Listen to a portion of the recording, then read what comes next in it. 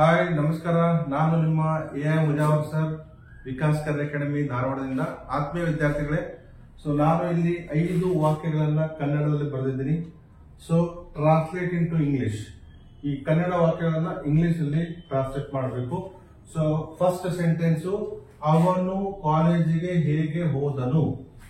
ಮೊದಲನೆಯ ಪ್ರಶ್ನೆ ಏನಂದ್ರೆ, ಅವನು ಕಾಲೇಜಿಗೆ ಹೇಗೆ ಹೋದನು. ಇದು WH ಕ್ವಶನ್ ಆಗುತ್ತೆ. ಎರಡನೇದು, ಅವಳು ಏನು ಬರೆದಳು.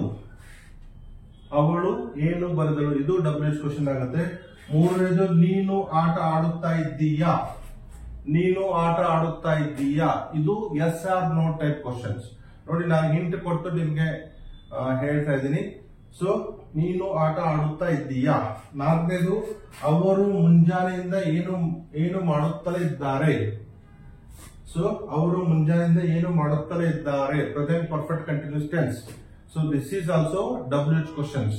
ಅಂಡ್ ಸೇಮ್ ಟೈಮ್, ನೀನು ನಾಳೆ ಏನು ಮಾಡುತ್ತಿರುತ್ತಿ.